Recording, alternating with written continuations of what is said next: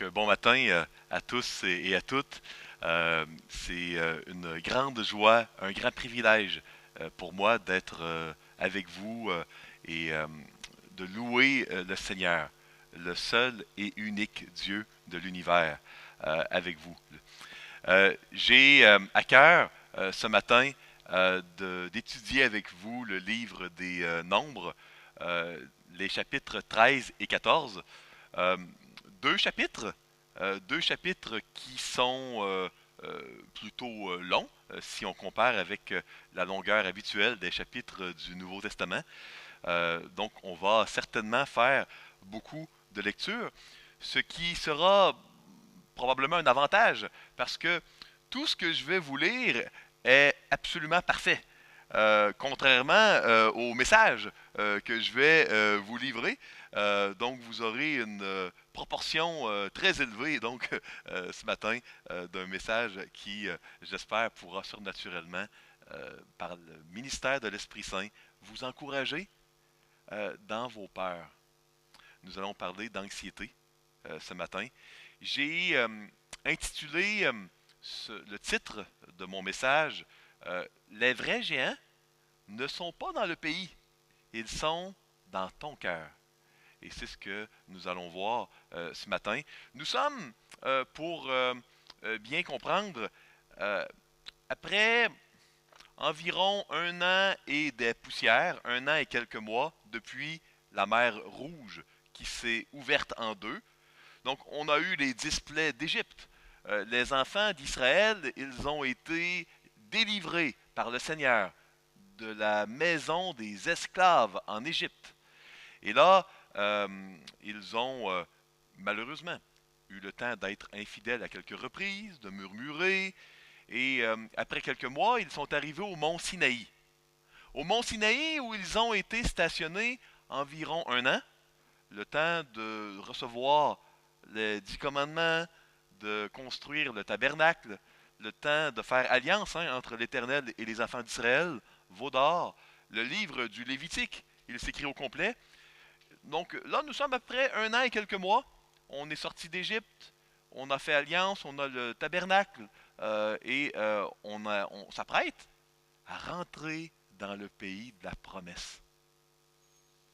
Et c'est ce matin, dans ce chapitre, qu'on comprendra pourquoi cette génération d'enfants d'Israël n'ont pas pu entrer dans le pays de la promesse. Ils ont erré 40 ans dans le désert, et c'est leurs enfants qui vont entrer dans le pays promis. Et c'est, je crois, dans ce texte qu'il y a de précieuses leçons qui sont essentielles pour notre cœur. Des leçons par rapport à nous-mêmes et par rapport à qui est Dieu.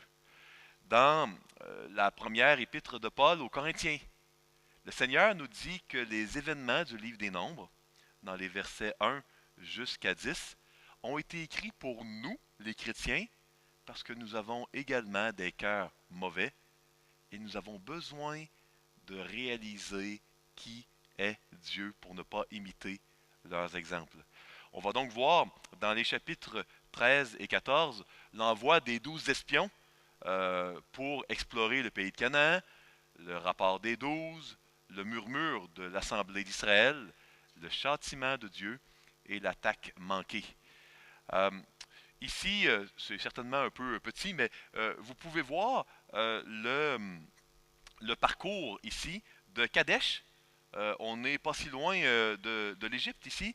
Et là, durant 40 jours, les 12 espions, ils ont été jusqu'au nord du pays d'Israël pour redescendre, qui est évidemment le pays de Canaan. Ils ont mis 40 jours pour explorer le pays. Et on va voir que cette période de test a révélé quelque chose d'important dans leur cœur. Avant de lire le texte avec vous, et on va lire par morceaux pour bien assimiler chaque partie du récit, un récit authentique qui est vrai. Euh, Avant, j'aimerais moi aussi prier pour que le Seigneur tourne nos cœurs vers lui. Seigneur Jésus, tu étais là toi le rocher dans le désert avec les enfants d'Israël. C'est ce qui est écrit dans 1 Corinthiens 10. Tu es le même. Il n'y a chez toi, Seigneur, aucun changement, aucun nombre de variations. Et notre cœur, il est également le même, à bien des égards, que celui des enfants d'Israël. Ah, Seigneur, utilise ta parole pour ouvrir nos cœurs, pour les tourner vers toi, pour nous aider à en tirer des leçons présentement dans nos vies, afin que nous puissions, par ta force, par la foi, éviter d'imiter l'incrédulité des enfants d'Israël dans le désert. Seigneur, garde-nous de se croire debout, de se penser meilleur que les enfants d'Israël. Donne-nous un cœur humble et ouvert à ta parole. Dans le nom de Christ, nous prions ce matin. Amen. Donc, lisons premièrement les 24 premiers versets de Nombre 13. Je vais lire ce matin dans la version Louis II, nouvelle édition de Genève 1979. L'Éternel parla à Moïse et dit, « Envoie des hommes pour explorer le pays de Canaan, que je donne aux enfants d'Israël. Tu enverras un homme de chacune des tribus de leur père. Tous seront des principaux d'entre eux. » Moïse les envoya du désert de Paran, d'après l'ordre de l'Éternel. Tous ces hommes étaient chefs des enfants d'Israël. Voici leurs noms. Pour la tribu de Ruben, Shamua, fils de Zakur. Pour la tribu de Siméon, Shaphat, fils de Hori. Pour la tribu de Juda, Caleb, fils de Yéphuné. Pour la tribu d'Issachar, Yégouéal, fils de Joseph. Pour la tribu d'Éphraïm, Osée, fils de Nun. Pour la tribu de Benjamin, Palti, fils de Raphu. Pour la tribu de Zabulon, Gaziel, fils de Sodi. Pour la tribu de Joseph, la tribu de Manassé, Gadi, fils de Suzi. Pour la tribu de Dan, Amiel, fils de Guémali. Pour la tribu d'Asser, Sétur, fils de Michaël. Pour la tribu de Nephtali, Nakbi, fils de Vophsi. Pour la tribu de Gad, Géuel, fils de Maki. Tels sont les noms que Moïse envoya pour explorer le pays. Moïse donna à Osée, fils de Nun, le nom de Josué. Moïse les envoya pour explorer le pays de Canaan. Il leur dit, « Montez ici par le midi, et vous monterez sur la montagne. Vous verrez le pays, ce qu'il est, et le peuple qui l'habite, s'il est fort ou faible, s'il est en petit ou en grand nombre, ce qu'est le pays où il habite, s'il est bon ou mauvais, ce que sont les villes où il habite, si elles sont ouvertes ou fortifiées, ce qu'est le terrain, s'il est gras ou maigre, s'il y a des arbres ou s'il n'y en a point. Ayez bon courage et prenez des fruits du pays. » C'était le temps des premiers raisins. Ils montèrent et ils explorèrent le pays depuis le désert de Tsin jusqu'à Rehob, sur le chemin de Hamath. Ils montèrent par le midi et ils allèrent jusqu'à Hébron, où étaient Ahiman, Sheshai et Talmaï, enfants d'Anak. Hébron avait été bâti 7 ans avant Tsoan en Égypte. Ils arrivèrent jusqu'à la vallée d'Eshcol, où ils coupèrent une branche de vigne avec une grappe de raisin, qu'ils portèrent à deux au moyen d'une perche. Ils prirent aussi des grenades et des figues. On donna à ce lieu le nom de vallée d'Eshcol, à cause de la grappe que les enfants d'Israël y coupèrent. Donc ici, on voit un commandement qui est donné de la part d'Éternel. On peut se demander, en premier lieu, pourquoi demander à des espions d'aller explorer le pays. Parce que c'est pas comme si, quand Dieu commande d'aller conquérir le pays promis, parce que sa patience a été épuisée et que les horreurs qui se produisaient dans le pays de Canaan ne pouvaient plus continuer. Le temps me manque pour les décrire, mais sachez qu'il est documenté archéologiquement qu'il y avait des horreurs envers les femmes, envers les enfants, tel qu'il est embarrassant de décrire ici du haut de la chair. Ici en France, quand on veut faire l'inauguration d'un navire, on prend une bouteille de champagne. Ou du moins, c'est ce que nous, les Canadiens, croyons que vous faites. Peut-être que c'est pas le cas. Hein? Pour nous, au Canada, on trouve que c'est de très bon goût comme manière d'inaugurer. Dans l'ancien Canaan, on avait les sacrifices fondationnels. Quand on posait les portes d'une ville, quand on voulait inaugurer la construction des murailles, on prenait son premier-né, son deuxième-né, pour les offrir en sacrifice vivant, dans des rituels absolument occultes. Les femmes, elles étaient littéralement traitées parfois d'une manière pire que les animaux. Littéralement. Et ça, euh, ça devait se terminer, ça devait cesser. Euh, Dieu aurait pu envoyer la peste, aurait pu envoyer une catastrophe naturelle, mais comme dans l'ancien Proche-Orient, les seigneurs, ils allaient à la guerre, leur guerre sainte avec leurs suzerains, eh bien c'est pour ça que Dieu a voulu utiliser Israël. Maintenant, pourquoi donc aller explorer le pays si ce n'est pas pour déterminer si on va obéir à Dieu ou pas? Parce que Dieu, il fait la différence entre le blé et l'ivraie, comme nous dit le Seigneur dans l'Évangile, et il veut tester et départager ceux qui lui font confiance et ceux qui ne lui font pas confiance. Parce que seuls ceux qui ont la foi et qui font confiance à Dieu vont pouvoir recevoir de lui l'héritage qu'il a en réserve pour eux. C'était un test qui avait donc un but de foi, de départager ceux qui vont lui faire confiance, mais ce n'est pas qu'un test de foi, c'était également un moyen de fortifier ceux qui lui font confiance. Pour ceux qui lui font confiance, c'était de voir les géants, de voir les difficultés. On sait également par l'archéologie, on a retrouvé la ville d'Hazor de cette époque-là, qui était dans la Canaan de l'époque. Euh, donc, Hazor était une ville fortifiée en Canaan qui avait des murailles, on le sait, de plus de 7 mètres d'épaisseur. Et là, on est avant la découverte du fer. Donc, les enfants d'Israël n'ont pas d'épée, ils ont des bouts de pierre, peut-être un peu de bronze et des bouts de bois. Aller attaquer une muraille très épaisse avec des bouts de bois, du bronze qui va un peu plier, des roches, et vous vous apercevez que dans cette ville-là, il y a des gens de très haute taille. C'est très intimidant.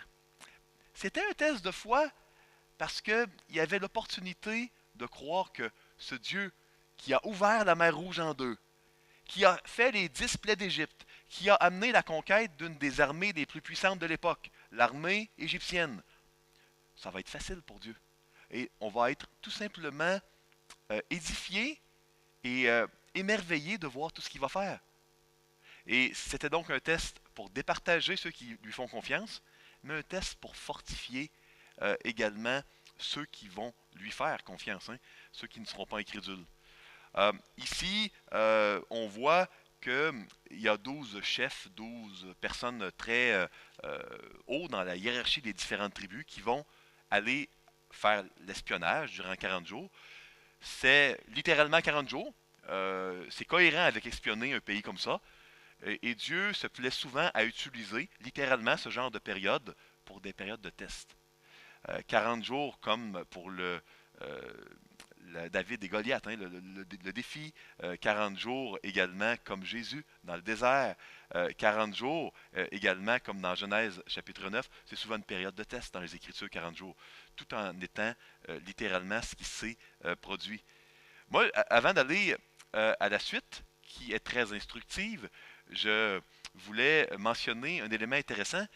Moïse était le mentor de Josué, fils de Nun. Il s'appelait à l'époque Osée. C'est dans ce chapitre, immédiatement avant d'espionner, que Moïse a changé son nom. Euh, on, a, on a, dans le temps de louange, eu l'occasion d'entendre Hosanna. Osée, c'est la même racine que Hosanna. Hosanna, ça veut dire sauve maintenant ou sauve s'il vous plaît. Euh, Oser, c'est le verbe sauver. Oser, ça veut dire il sauve. Et là, Moïse, il voulait absolument, avant que la foi de Josué soit éprouvée, qu'elle soit testée, il voulait qu'il se rappelle de la leçon la plus importante et la plus vitale. Et il a changé son nom pour être certain qu'il se rappelait de cette leçon. Osée, c'est il sauve. Josué, c'est l'Éternel sauve. Yahweh sauve. C'est ce que veut dire Josué. Et c'est, sous sa forme latine, un nom qu'on connaît bien, le nom de Jésus. Euh, il a changé le nom de Josué et on va voir dès maintenant, en lisant les versets 25 à 33, que Josué s'est rappelé que c'est Yahweh, c'est l'Éternel qui sauve. Lisons les versets 25 à 33 dès maintenant. Euh, donc on peut y lire ici. Ils furent de retour de l'exploration du pays au bout de 40 jours. À leur arrivée, ils se rendirent auprès de Moïse et d'Aaron et de toute l'assemblée des enfants d'Israël, à Kadès, dans le désert de Paran. Ils leur firent un rapport ainsi qu'à toute l'assemblée, et ils leur montrèrent les fruits du pays. Voici ce qu'ils racontèrent à Moïse. Nous sommes allés dans le pays où tu nous as envoyés. À la vérité, c'est un pays où coule le lait et le miel, et en voici les fruits. Le lait et le miel, c'était une expression idiomatique de l'époque. Évidemment, il n'y avait pas littéralement du lait qui coulait dans les rivières. C'était une manière de dire, quand on dit « il coule le lait et le miel », il y a beaucoup d'abondance. Ou quand on a lu un peu plus tôt, le terrain est gras. Bien sûr qu'il n'y a pas de la graisse qui traîne dans la terre. C'est une manière, encore une fois, de dire c'est très riche, c'est somptueux, c'est très bien. C'était la manière de parler très imagée que les anciens Hébreux avaient il y a 3400 ans au Proche-Orient. Donc, en voici les fruits. Mais le peuple qui habite ce pays est puissant. Les villes sont fortifiées, très grandes. Nous y avons vu des enfants d'Anak, donc des géants. Les Amalécites habitent la contrée du Midi. Les Hétiens, les Jébusiens et les Amoréens habitent la montagne. Et les Cananéens habitent près de la mer et le long du Jourdain. Caleb fit taire le peuple qui murmurait contre Moïse. Il dit, montons, emparons-nous du pays et nous y serons vainqueurs. Mais les hommes qui y étaient allés avec lui dirent, nous ne pouvons pas monter contre ce peuple, car il est plus fort que nous. Et ils décrièrent devant les enfants d'Israël le pays qu'ils avaient exploré. Ils dirent, le pays que nous avons parcouru pour l'explorer est un pays qui dévore ses habitants. Tous ceux que nous y avons vus sont des hommes d'une haute taille. Et nous y avons vu les géants, enfants d'Anak de la race des géants. Nous étions à nos yeux et aux leurs comme des sauterelles. Ici, on voit donc qu'une histoire de peur, une histoire d'anxiété se manifeste. Quand une peur est présente dans notre cœur, c'est parce qu'il y a des menaces que nous ressentons qui sont plus grandes que nous. Nous ressentons la présence de menaces pour lesquelles nous n'avons aucune ressource. Pour les enfants d'Israël, c'était de voir ces villes fortifiées, ces murailles, la quantité de soldats ennemis et leur taille, des géants. Pour eux, c'était une menace nettement plus grande qu'eux. Pour Josué et pour Caleb, c'était plus grand qu'eux, mais pas plus grand que Dieu. On voit qu'il y a deux portions au rapport des 12 espions. Il y a un élément où tout le monde s'entend et il y a un élément divergent. Tous les 12 espions s'entendent que c'est un pays de grande abondance, où coule le lait et le miel. Vous savez, la vallée d'Eshcol. Eshcol, c'est rameau en hébreu ancien. La grappe et les rameaux de raisin étaient tellement lourds qu'ils ont mis ça sur une perche et ils ont transporté ça à deux personnes. Et ils étaient tellement impressionnés qu'ils ont changé le nom de la place et ont appelé ça Eshcol. Parce que c'était très impressionnant l'abondance de ces raisins et comment c'était fourni. Et c'est pas nécessairement que les raisins étaient de la taille de pastèques. On peut par contre croire qu'il y avait énormément de fruits sur les grappes et que ça devenait très lourd. Vous savez, ça, tout le monde était d'accord. La grande différence, c'est la capacité qu'on va avoir avec Dieu d'avoir la victoire. Pour les 10 espions, c'est impossible. Pour Josué, pour Caleb, ça ne fait pas de doute. Ce Dieu qui a ouvert la mer, ce Dieu dont nous avons vu le tonnerre, les éclairs, ce Dieu qui se manifeste sous la forme d'une colonne de nuée le jour, on peut voir la nuée le jour et le feu la nuit. Ce Dieu qui a fait les 10 plaies d'Égypte, bien sûr que ça va être facile pour lui de conquérir n'importe quelle armée. Avant de lancer la pierre aux 10 espions, j'aimerais vous proposer que nous avons, nous aussi, toutes sortes de peurs dans nos vies. Il y a des menaces dans nos vies pour lesquelles nous n'avons pas les ressources. Tout comme les enfants d'Israël, notre foi sera épurée. Parfois, on a la menace de dire je ne serai pas capable de réussir mes études. Qu'est-ce qui va se passer si je ne réussis pas mes études? Si je ne réussis pas à avoir un bon travail? Peut-être que je me sens incapable d'être aimé des autres à l'école ou au boulot. Peut-être que j'ai des problèmes dans mon couple, dans ma famille. Peut-être que je me sens en train de mourir à l'intérieur parce que je suis dans une situation d'isolement où je me fais mépriser par des gens, puis je ne sens pas personne qui m'aime et qui me respecte, qui me traite avec valeur. Ça peut être très tentant de rebrousser chemin et de retourner en Égypte. Parfois, le chemin étroit, dont il y a peu de gens qui l'empruntent, le chemin de Jésus, parfois il semble tellement menaçant, parce qu'il y a des géants sur ce chemin.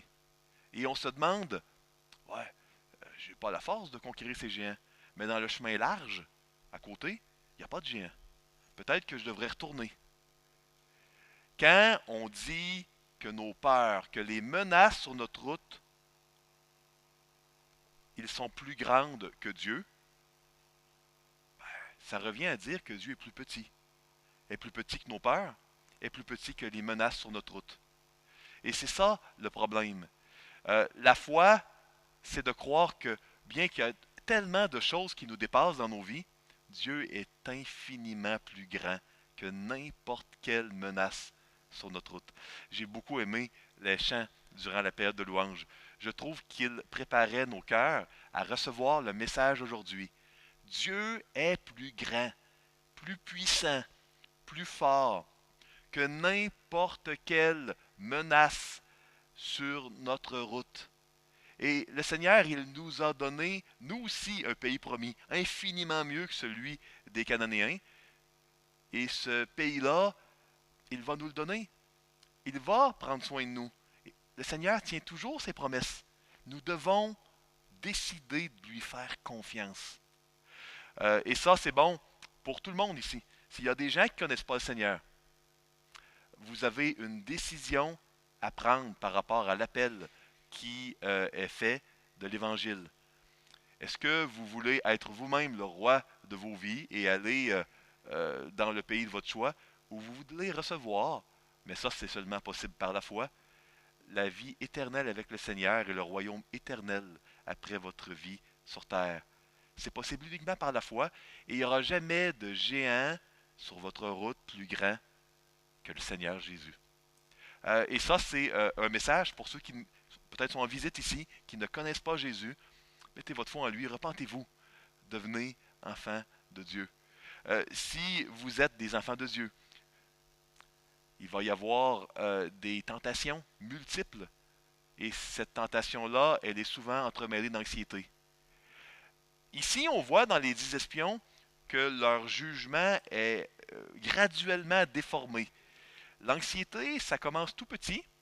Ça ne devient pas un géant du jour au lendemain, vous savez.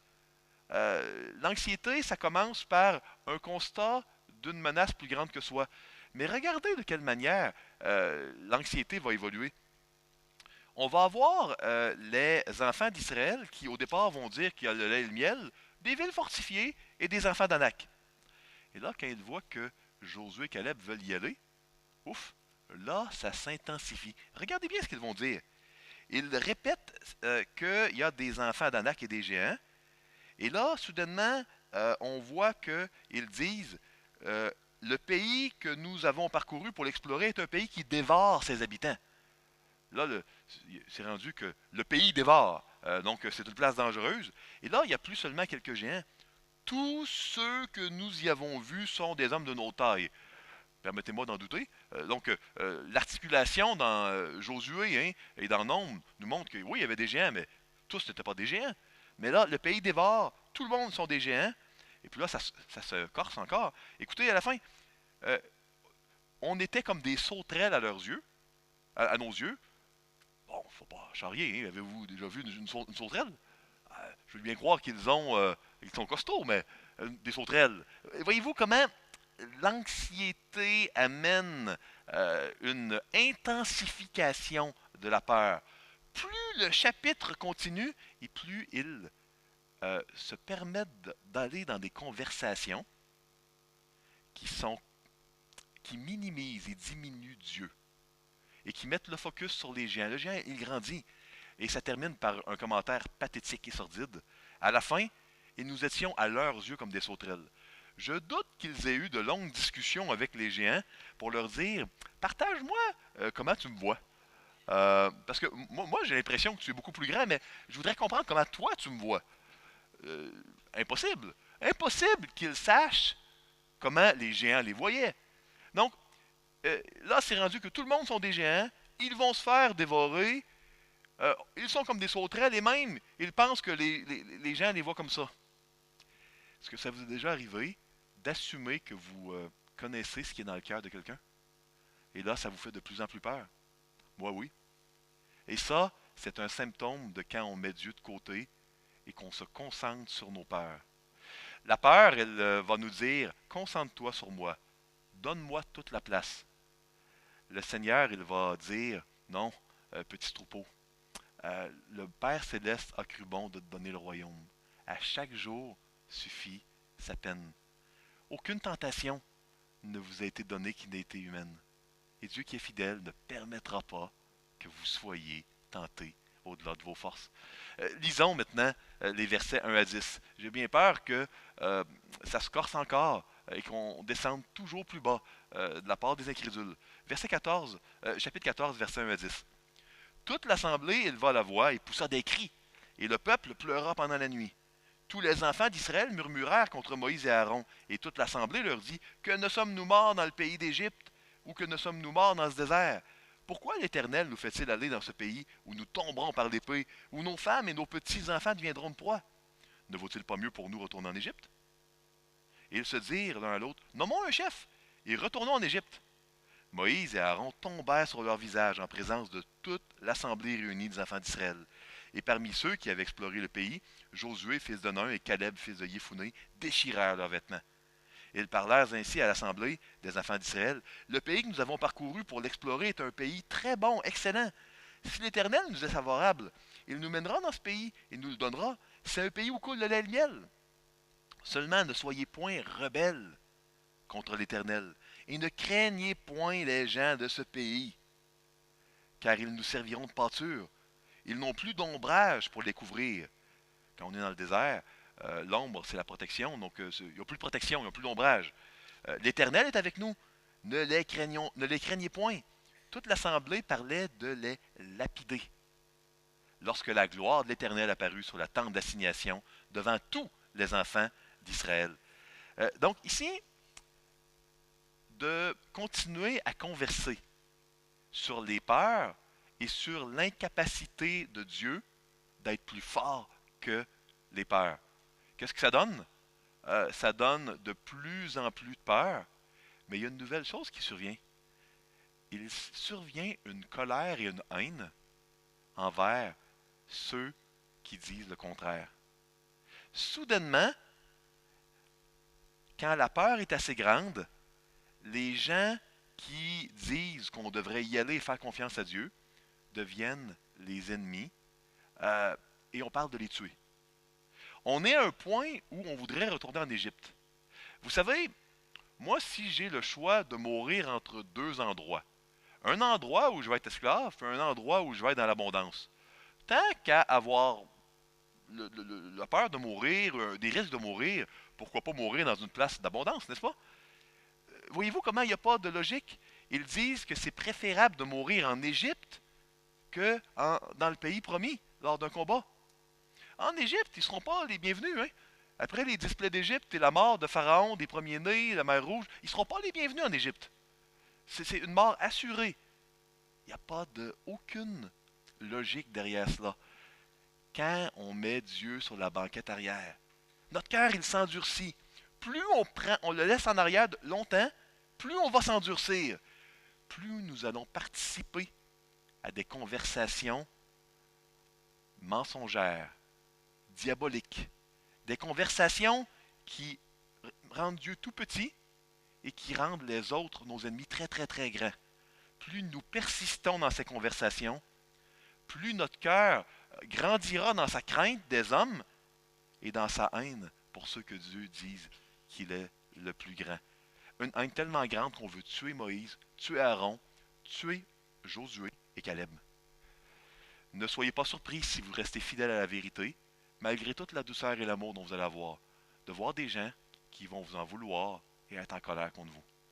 C'était vrai dans l'Ancien Testament, c'était vrai à l'époque de Jésus, c'était vrai dans l'histoire de l'Église, c'est vrai aujourd'hui au Canada, et c'est même vrai ici à May-sur-Seine. Lisons maintenant les versets 11 à 38. Et l'Éternel dit à Moïse, jusqu'à quand ce peuple me méprisera-t-il? Jusqu'à quand ne croirait-il pas en moi, malgré tous les prodiges que j'ai faits au milieu de lui? Je le frapperai par la peste et je le détruirai, mais je ferai de toi une nation plus grande et plus puissante que lui. Moïse dit à l'Éternel, les Égyptiens l'apprendront, et eux du milieu desquels tu as fait monter ce peuple par ta puissance. Et ils diront aux habitants de ce pays, ils savaient que toi, l'Éternel, tu es au milieu de ce peuple, que tu apparais visiblement, toi, l'Éternel, que ta nuée se tient sur lui, que tu marches devant lui le jour dans une colonne de nuée, et la nuit dans une colonne de feu. Si tu fais mourir ce peuple comme un seul homme, les nations, et là c'est le mot pour les non-juifs, qui ont entendu parler de toi, diront, l'Éternel n'avait pas le pouvoir de mener ce peuple dans le pays qu'il avait juré de lui donner. C'est pour cela qu'il l'a égorgé dans le désert. Maintenant, que la puissance du Seigneur se montre dans sa grandeur, comme tu l'as déclaré, en disant, l'Éternel est lent à la colère et riche en bonté. Ça, c'est les paroles que Dieu avait criées dans Exode 36 à propos de lui. Hein. Il pardonne l'iniquité et la rébellion, mais Exode 34, excusez-moi, mais il ne tient point le coupable pour innocent, et il punit l'iniquité des pères sur les enfants jusqu'à la troisième et la quatrième génération. Pardonne l'iniquité de ce peuple, selon la grandeur de ta miséricorde, comme tu as pardonné à ce peuple depuis l'Égypte jusqu'ici. Et l'Éternel dit, je pardonne, comme tu me l'as demandé. Mais je suis vivant, et la gloire de l'Éternel remplira toute la terre.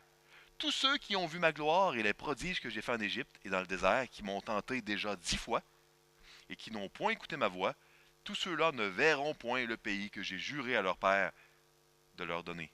Tous ceux qui m'ont méprisé ne le verront point. Et parce que mon serviteur Caleb a été animé d'un autre esprit, et qu'il a pleinement suivi ma voix, je le ferai entrer dans le pays où il est allé, et ses descendants le posséderont. Les Amalécites et les Cananéens habitent la vallée. Demain, tournez-vous et partez pour le désert, dans la direction de la mer Rouge. L'Éternel parla à Moïse et à Aaron, et dit, jusqu'à quand laisserai-je cette méchante assemblée murmurer contre moi? J'ai entendu les murmures des enfants d'Israël qui murmuraient contre moi. Dis-leur, je suis vivant, dit l'Éternel. Je vous ferai ainsi que vous avez parlé à mes oreilles. Vos cadavres tomberont dans ce désert.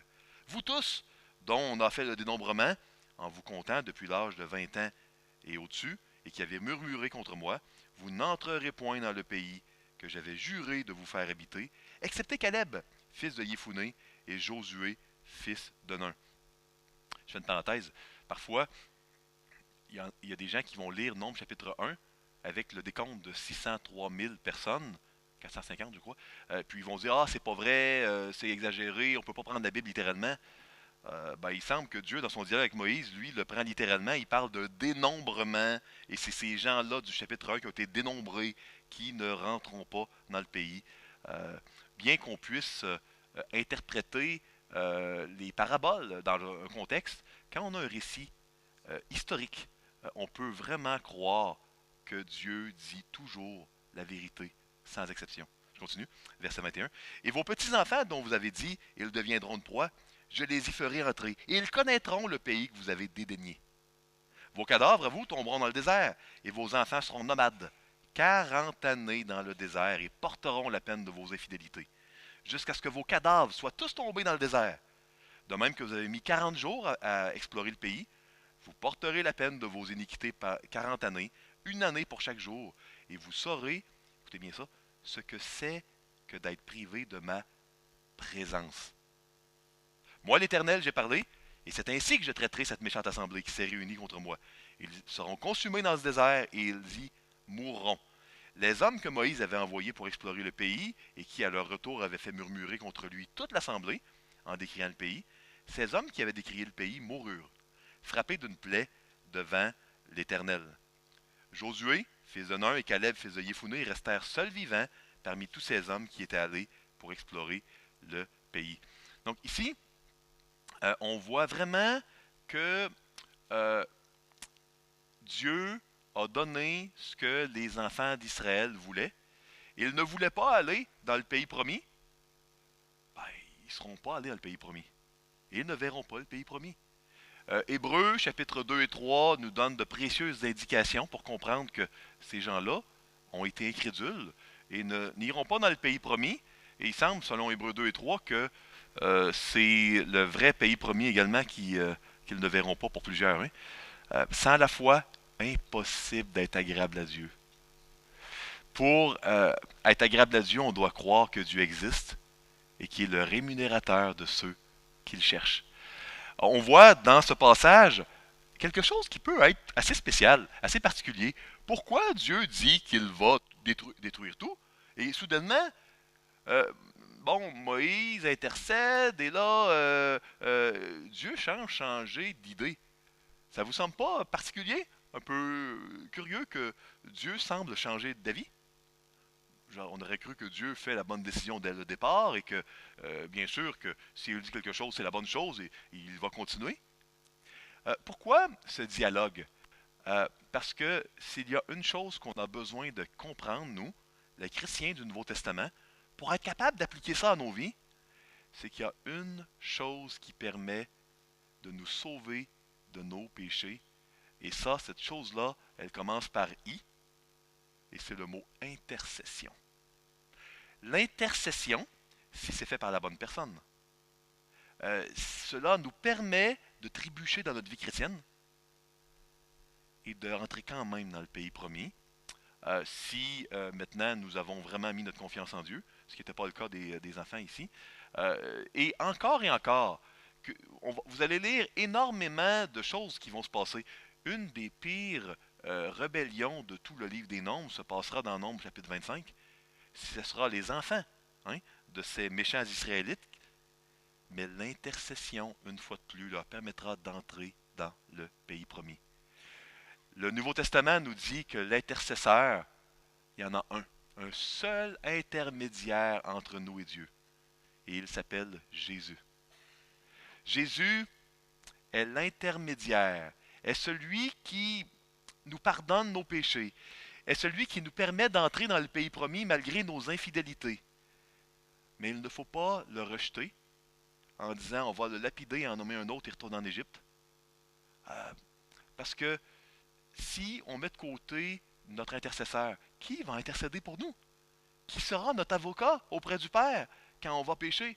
Et si on dit qu'on ne pêche pas, on est menteur. Hein? 1 Jean chapitre 1. On pêche tous, malheureusement, on trébuche. N'abandonnons jamais l'intercesseur, Jésus-Christ, qui se plaît à intercéder auprès du Père. Il nous pardonne toutes nos iniquités. On doit seulement confesser nos péchés et mener une vie de repentance. Donc, on voit que finalement, les méchants enfants d'Israël disaient on n'est pas pour aller dans le pays, nos enfants vont être dévorés. Eh bien, c'est plutôt le contraire qui va se passer. Dieu dit non, c'est vos enfants qui vont dévorer le pays, pas eux qui vont se faire dévorer. Vous auriez dû mettre votre foi en Dieu. Ils vont voir ce que c'est que d'être privé de la présence de Dieu. On voit dans l'épître de Paul aux Thessaloniciens que quand Jésus va revenir à la fin du monde, il reviendra pour punir dans une flamme de feu ceux qui n'auront pas cru en l'Évangile.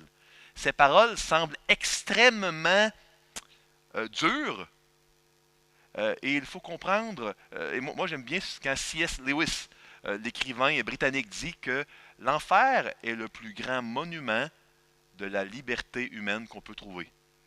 Euh, il dit qu'il y a deux types d'humains. Il y a les humains qui disent à Dieu que ta volonté soit faite, et il y a les humains à qui Dieu dit que ta volonté soit faite. Et en enfer, il y aura les gens qui n'ont pas voulu du pays promis, qui n'ont pas voulu de l'intercesseur et qui n'ont pas voulu de Dieu. Dieu leur aura donné ce qu'ils voulaient, parce que la parole décrit l'enfer comme un endroit où il y aura une absence de la manifestation de la présence de Dieu. Et si la création subsiste encore et n'est pas détruite, c'est parce que Dieu manifeste son support à la création. Dieu est le support de toute vie. En Égypte, quand on a voulu mettre Dieu de côté et se tourner vers les faux dieux égyptiens, il y a eu les displays. Plus une décréation, un effritement de toutes choses, plus de lumière, plus de le Nil, l'eau est en sang, plus de santé, plus de premier-né. Et quand ici on parle d'une plaie qui a frappé les gens ici, c'est le même mot hébraïque qui est utilisé pour les 10 plaies d'Égypte. Les enfants d'Israël subissent le même écroulement que les Égyptiens ont eu. Et là, je termine par la dernière section, verset 39. Moïse rapporta ces choses à tous les enfants d'Israël et le peuple fut dans une grande désolation. Ils se levèrent de bon matin et montèrent au sommet de la montagne en disant « Nous voici, nous monterons au lieu dont a parlé l'Éternel, car nous avons péché. » Moïse dit « Pourquoi transgressez-vous l'ordre de l'Éternel? Cela ne réussira point. Ne montez pas, car l'Éternel n'est pas au milieu de vous. Ne vous faites pas battre par vos ennemis, car les Amalécites et les Cananéens sont là devant vous. Et vous tomberez par l'épée, parce que vous vous êtes détournés de l'Éternel. L'Éternel ne sera point avec vous. » Ils s'obstinèrent à monter au sommet de la montagne, mais l'arche de l'Éternel, de l'Alliance et Moïse ne sortirent point du milieu du camp. Alors descendirent les Amalécites et les Cananéens qui habitaient la montagne. Ils les battirent et les taillèrent en pièces jusqu'à Horma. Horma a été appelé de ce nom-là à cause de cela. Horma, ça veut dire détruit, dévoué par interdit, taillé en pièces. Triste rappel. Vous savez, quand Dieu te dit non, après un péché, c'est plus son plan que tu es à tel ou tel endroit, que tu fasses telle ou telle chose. Ne continue pas à vivre sans mettre Dieu comme ton roi, mettre Dieu comme ton supérieur, comme ton empereur, comme ton chef. Oui, c'était la volonté de Dieu d'aller dans le pays promis, mais quand Dieu dit non, il ne faut pas y aller. Voyez-vous, le problème des enfants d'Israël n'était pas tant qu'ils ne voulaient pas aller dans le pays de Canaan, c'était qu'ils ne voulaient pas écouter Dieu. C'était ça le problème. Le but ultime n'était pas d'aller attaquer Canaan, c'était de mettre Dieu au centre. Leur réaction est aussi pire que la première. Ils continuent à mettre Dieu de côté. Quand Dieu nous demande de faire quelque chose et qu'on faillit à le faire par anxiété, le but ultime n'est pas de faire cette chose-là, c'est de mettre Dieu au centre. Moi, je veux conclure maintenant. Je vous laisse avec quelques applications. Quand les choses vont mal dans ta vie, ne désire jamais retourner en Égypte. Peut-être que vous avez vécu des choses difficiles et que vous vous dites, j'aurais pas eu ça dans le monde. Il ou elle a agi d'une manière pire qu'un incroyant ou une incroyante. J'ai vécu dans l'Église des choses pires que dans la société avant, quand je ne suivais pas le Seigneur. Ne retourne pas en Égypte. Peut-être que tu as vécu des péchés très douloureux que tu as subis dans l'Église, parce qu'il y a des pécheurs dans l'Église, dont vous et moi sommes les premiers. Mais on ne va pas à l'Église en raison de l'absence de péché des gens. On va à l'Église à cause de l'intercesseur qui s'y trouve. Quand les choses vont mal, ne désire jamais retourner en Égypte. Ne veut pas retourner loin du Seigneur Jésus. 2. Agis selon tes peurs, non selon tes peurs, mais selon ce que tu sais être vrai. C'est ça la foi. C'est une décision de ne pas se laisser contrôler par nos peurs. De dire quand notre situation au travail est anxiogène. On n'ose pas dire qu'on est chrétien. Il y a des discussions où on ne devrait pas participer. C'est de dire non à des relations qui sont immorales. Que ce soit sur les médias sociaux ou dans nos relations avec les gens. On doit se battre pour rester fidèle au Seigneur. Au travail, à l'école, dans notre relation peut-être prémaritale, romantique, nos fréquentations, dans notre mariage. On doit se battre pour rester fidèle à Dieu dans l'Église. Euh, L'Église, c'est peut-être pas un plan qui nous plaît. On aimerait peut-être en faire un autre, mais c'est le plan de Jésus pour nous. C'est la colonne et l'appui de la vérité. Prends la décision d'affronter tes peurs pour qu'elles diminuent, et j'oserais dire, prends la décision de les affronter avant qu'elles ne soient devenues des géants. Les vrais géants n'étaient pas en Canaan. Elles étaient dans le cœur des enfants d'Israël. Et nous, on n'a pas attaqué un Canaan littéral, bien sûr.